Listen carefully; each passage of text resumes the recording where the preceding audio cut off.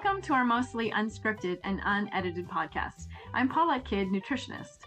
And I'm her sister-in-law and bestie, Sarah Kidd. We love discussing all things related to health, including mindset, self-care, and nutrition.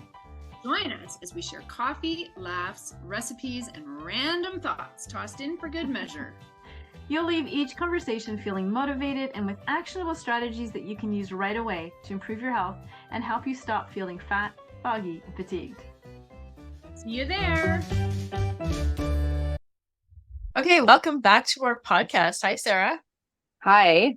Hi. So we thought we would share some of our holiday survival tips with you. When you're trying to eat healthy, you're trying to make good choices, and then the holidays are here. Sometimes situations come up where you are tempted by foods that don't really fit with your plan, or you want to enjoy foods, but you also want to stay on plan. You don't want to gain 20 pounds over the holidays.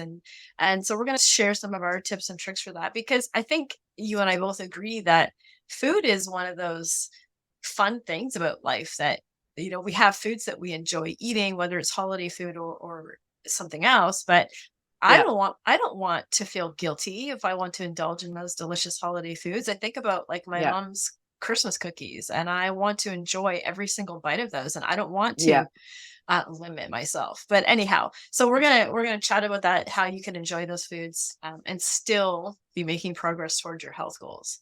Yes. Yeah. So just one thing that I think that most people can do easily is that when the holiday season is coming, just to give it a little bit of thought and know that you can be eating healthy up to the point you go to a holiday party, and really arming your body with nourishing food, nutrients, so that when you do go and indulge in those foods that maybe aren't the healthiest for you, it's like you fortified your body so it can maybe minimize the damage that might be caused by some of those foods. So when you know you're going to a holiday party or some event where there will be food there that doesn't necessarily fit with your healthy habits. So, I'm talking about high carb foods, high sugar foods that don't have a lot of nutrient value, that kind of thing, but they taste delicious, right? Mm-hmm. So going into those events, knowing most of the time you have an idea what types of foods might be there, whether it's, the dessert trays or the crackers and cheese or all the hot appetizers, all those delicious things. So really give it some thought before you go to the party and think about which foods you really, really enjoy. Which ones are you looking forward to the most, and prioritizing those foods. So go into the party thinking, I'm going to eat the hot appetizers. I'm going to have some of those, but I'm not going to eat the chips, because I can have chips anytime, right? Like, who cares about those? Let's focus on those foods you really look forward to eating. And then another tip is, because those foods are often high in carbs, whether they're like a flour-based product or there's lots of sugar in them, it's going to have an effect on your blood sugar. And really, we want to minimize that for various reasons, for our health, for insulin sensitivity, all those sorts of things, but also so we don't feel like crap the next day from eating all of the flour and sugar. So a couple things you can do is, before you go to the party, have a salad or have some veggies, something with fiber in it. Or if they have that as an option at the party, eat some of that before you have those higher carb foods. That helps to slow down the release of the sugar into your blood, so less impact on it's like it reduces the glycemic load of that food.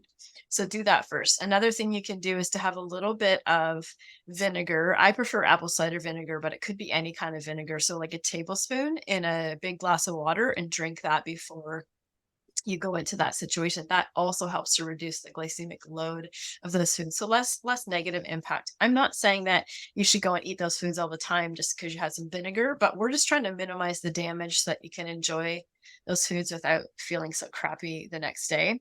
So those are just a couple of things that you can do.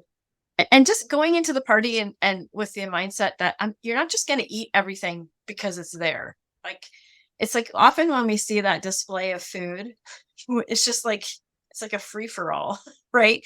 But it doesn't have to be that way. You can just zero in on the things that you actually really enjoy eating most, right?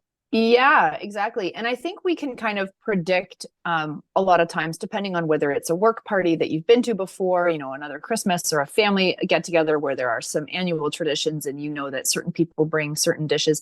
You can kind of, as you mentioned, get a feel for what you think will be there and what, and kind of plan ahead. So like I know, for example, that I really love shrimp and shrimp dip.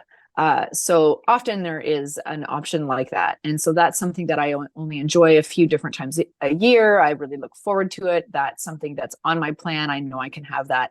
Things like meats and cheeses, those are things that help you stay on plan.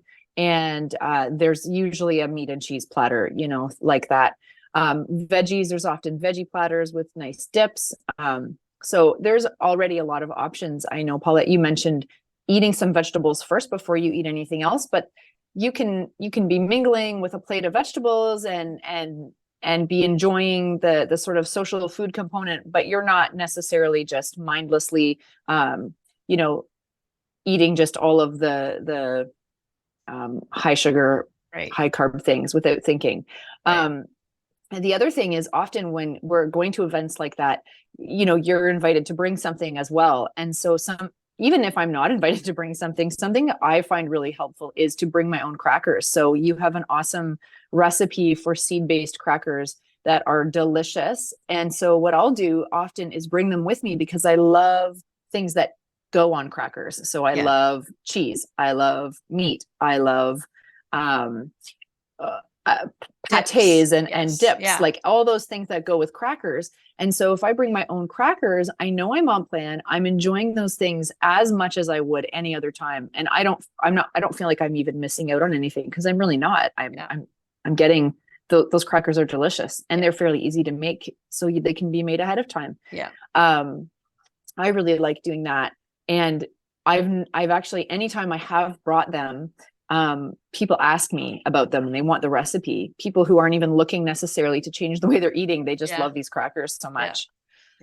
Yeah. I'll share that. We'll share the link to that recipe in the show notes because it's a good one. Yeah. And they're not hard to make. This is not a recipe that you need to be a baker for, right? You do bake them, but it's easy. Yeah. Yeah, exactly. Yeah. And I think the other important thing too is decide ahead of time, like what are those special things that give you the Christmas feels and that are special occasion foods that you don't want to miss out on. Yeah. For example, maybe gingerbread is just the thing that for you that just speaks Christmas to you and makes you feel good all over and it's something you want to enjoy. Make sure that you carve out what occasions you're going to allow yourself to enjoy that. Grandma's gingerbread is the best gingerbread I've ever had. I'm going to wait until I can eat grandma's gingerbread and then I'm going to enjoy it. Right. And I'm not going to like munch on it while I'm in a deep discussion with like cousin Judy about something. I'm going to like sit down and really enjoy it and make sure that I'm noticing what I'm doing and what I'm eating so that I don't eat 5 before I even realize.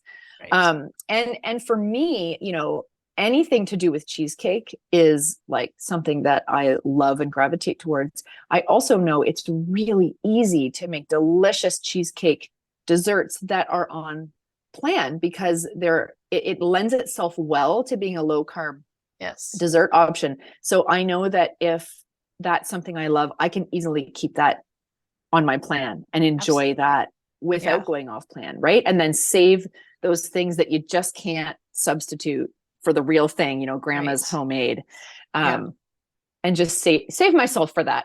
Yes, absolutely. Yeah. And so just to go along with that, that eating mindfully. So whenever you eat these treats, like the whole point of these holiday foods that you really enjoy eating is that you, they make you feel good. You have maybe a happy memory associated with those foods. So just like be mindful for a minute, right? If that means you have to tell people to stop talking to you for a minute, then I think you should do that. Create a little bubble around yourself that you're eating your delicious foods. Leave me alone. Yeah. Or just be like, who wants to have a cookie moment with me? I'm going to sit here and eat this in silence. Who wants to join me and enjoy this cookie together? That's right. I would do that. Yeah. And I think too, like if you're somebody who is trying to, if you're trying to keep your weight in check or you're trying to lose weight, it is possible to do that over the holiday season, even while eating those indulgences. And It goes along with that eating mindfully so that you're not overeating, right? A lot of times we are actually satisfied with less if we actually pay attention when we eat, right? So I challenge our listeners to try that. Just try one at one of your holiday parties when you go to eat those foods, to slow down, pay attention to what it feels like, smells like, tastes like, and see if you can be satisfied with less. It'll do your health some good. So Yeah. Yeah. all right, so those are our best holiday tips. And we want you to enjoy the holiday season, enjoy those foods, but still, keep your health in mind. Yeah. And right. feel successful on your journey. Absolutely.